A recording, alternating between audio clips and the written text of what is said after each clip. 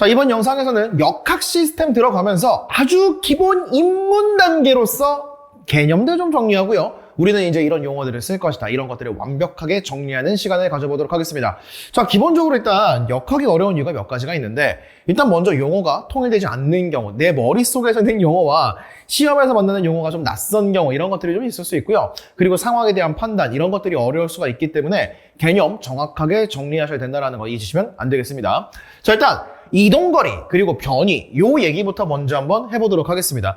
자, 이동거리랑 변이라는 게 뭐냐라고 했을 때, 이동거리는 물체가 실제로 움직인 거리를 이동거리라고 부르고요. 자, 변이라고 하는 건, 자, 처음 위치와 나중 위치 사이의 변화량이라고 돼 있는데, 그냥 처음부터 나중까지 직선거리라고 이제 보시면 돼요. 그럼 어떤 차이가 있냐면, 이 친구는 크기만 있는 거고요. 이 친구는 크기와 방향이 있다라고 부를 겁니다. 자, 이제 간단하게 예를 한번 들어볼게요.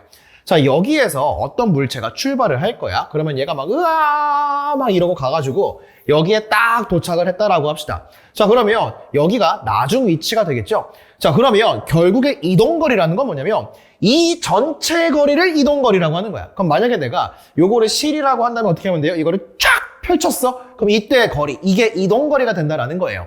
자, 그러면 변이라는 건 뭐냐? 여기서부터 여기까지의 직선거리, 이거를 변위라고 부르겠다라는 겁니다. 자, 그리고 변위는 뭐라 그랬죠?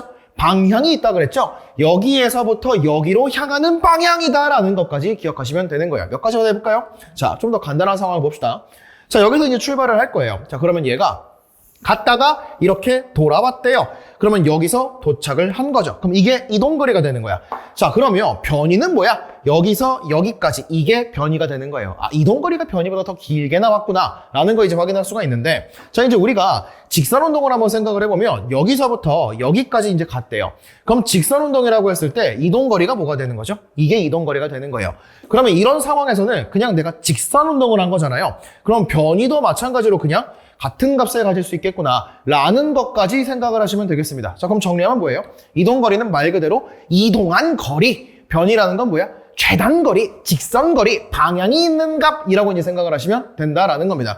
자, 그런데 이 방향 얘기 조금만 더 한번 해보면요. 자, 이제 오른쪽으로 이동하는 거, 왼쪽으로 이동하는 거, 위로 이동하는 거, 아래로 이동하는 거, 이런 것들이 있을 건데, 자, 여기에 이제 물체가 있어요.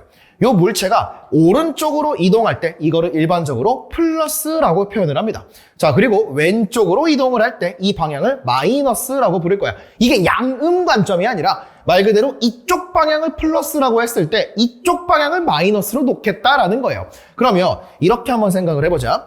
자, 여기가 이제 5m라고 한번 생각을 해보죠. 이게 5m래. 이게 5m래. 자, 그러면 변이에 대해서 얘기를 했을 때 여기서 출발해서 여기까지 왔대요. 그럼 얘를 뭐라고 하면 돼? 플러스 5m만큼 이동을 했다라고 하면 되는 거고요.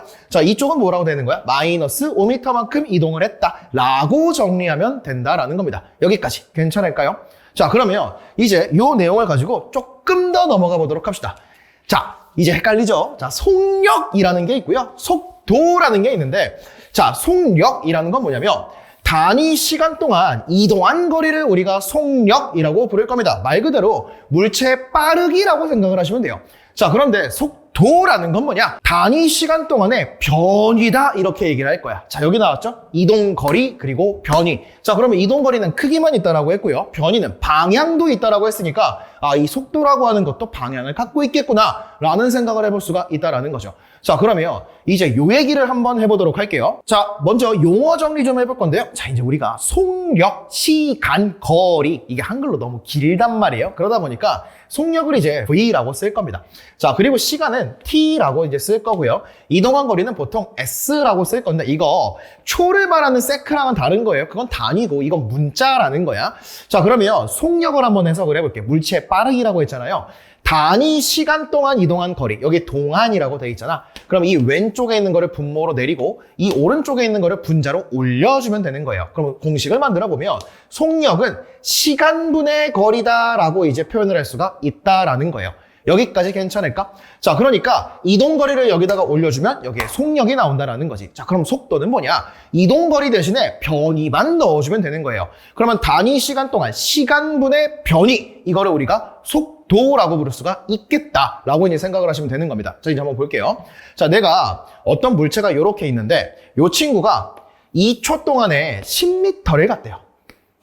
요게 10m였던 거야. 근데 얼마나 걸렸다고? 2초가 걸렸다고. 자, 그러면 이때 우리는 무슨 생각을 할 수 있냐면 나는 이 친구의 속력을 구하고 싶어요. 그러면 2초 동안에 10m를 간 거죠. 그럼 얘를 뭐라고 쓸 수 있다?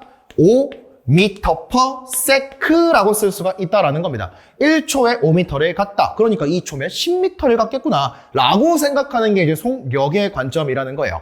자, 그러면 속도라고 하는 것도 마찬가지인데, 자, 지금 이쪽 방향이죠. 지금 오른쪽 방향이니까 이때는 그냥 플러스 정도만 넣어주면 되겠네요. 자, 그러면 얘는 뭐라고 쓸 수 있다? 플러스 5m/s라고 쓰게 되면 이게 속도의 관점이구나. 자, 그런데 만약에 반대로 갔다라고 한번 생각을 해봅시다. 자, 그럼 반대로 10m를 갔으면 얘가 마이너스 10m를 갔다라고 이제 생각을 할 수가 있다라는 거예요. 마찬가지로 2초가 걸렸다면, 자, 얘는 2분의 마이너스 10 이렇게 써주면 마이너스 5m/s. 자, 그런데 이게 플러스 마이너스 양음이 아니라 그랬죠? 이쪽 방향으로 5m/s, 1초에 5m를 갔다. 이쪽 방향으로 5m/s를 갔다. 이렇게 정리하면 이게 속도의 관점이 되겠습니다. 여기까지 괜찮을까? 자, 그러면 여기까지 정리한 다음에 계속 이어가 보도록 할게요. 자, 이번에는 가속도 얘기 한번 해보도록 하겠습니다. 자, 가속도 보시면 단위 시간 동안의 속도 변화량 또 이렇게 돼 있죠. 자, 그럼 봐봐. 여기 동안이 있으니까 여기가 시간이 왼쪽이고 속도 변화량이 오른쪽에 있잖아요. 자, 그래서 우리가 가속도를 A라고 쓸 거야. 자, 그래서 A라고 하는 친구는 시간분의 속도 변화량 델타라고 쓸 겁니다. 이 델타라고 하는 게 변화량을 말하는 거예요. 자, 그래서 속도 변화량, 시간분의 속도 변화량을 우리가 가속도라고 부를 거야 라고 정리하면 된다는 거야. 한번 생각해 볼게요. 만약에 어떤 물체가 5초 동안에 이번에는 10m/s만큼 속도가 빨라졌대요. 여기까지 괜찮아?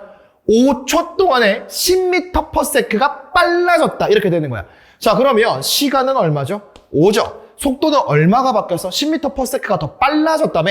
그러니까 10m/s가 빨라졌다. 이렇게 되는 거죠. 그러면 얘를 정리하면 2가 되는 거고요. 단위가 어떻게 돼? 시간, 세크, 속도, 미터/세크 이렇게 될 거니까 단위는 미터/세크 제곱이다 라고 부를 수가 있는 거야.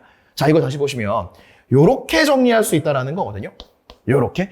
그러면 1초에 몇 미터/세크가 빨라진 건데, 느려진 건데, 이제 이걸 말한다는 거야. 그래서 이거를 미터/세크 제곱이라고 부른다. 자, 그래서 가속도라고 하는 건 미터/세크 제곱이 단위구나 라는 것까지 이제 기억을 하시면 돼요. 자, 그 다음에 이 가속도라고 하는 것도 방향이 있는데, 이 가속도의 방향이라고 하는 건 정확하게 표현을 하면 알짜 힘의 방향이라고 부를 수가 있어요.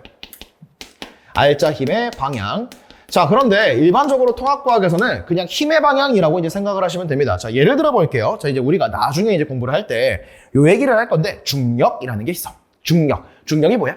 지구가 물체를 당기는 힘이라고 생각을 하시면 돼요. 그럼 중력의 방향은 어디죠? 연직 아래 방향. 이렇게 말하면 좀 어려운데, 우리 발밑 방향. 지구 중심을 향하는 방향. 이쪽 방향으로 중력이 작용을 하고 있다는 거예요. 자, 그러면 내가 이렇게 물체를 떨어뜨렸어요. 자, 이게 뭐야? 아래쪽으로 힘을 받았다라는 겁니다. 자, 그러면 지금 이 방향은 뭐예요? 가속도의 방향은 아랫방향으로 힘이 작용을 했으니까 아랫방향으로 힘을 받았다. 이게 가속도의 방향이라는 거예요. 아래로 가속도의 방향이 설정이 됐다. 자, 그런데 이럴 수 있잖아요. 내가 이 친구를 던졌다가 받았어요. 자, 그러면 얘가 이렇게 올라가고 있죠? 운동 방향은 어디예요? 위쪽이지. 그런데 힘은 어디로 받아? 아래쪽이지. 운동 방향과 힘의 방향이 일치하지 않을 수가 있다는 거야. 그러면 결국에 힘의 방향은 아랫 방향이라며, 얘가 위로 올라가고 있을 때 힘은 아래로 받았어. 그럼 가속도의 방향은 어디야? 아래쪽이지. 그럼 어떻게 돼? 느려지는 거예요. 그러다가 이렇게 올라가서 멈추고 내려가면서 힘과 운동 방향이 같아지니까 빨라지겠네 라는 생각을 할 수가 있다라는 겁니다. 자, 여기까지가 기본적인 용어 정리들, 그리고 이제 속도가 뭔지, 가속도가 뭔지, 이동거리, 변이가 뭔지 이런 얘기들을 한 거예요. 그러면 이 내용들을 가지고 이제 우리가 본격적인 역학 시스템에서 공부할 그래프에 대해서 한번 얘기해 보도록 하겠습니다.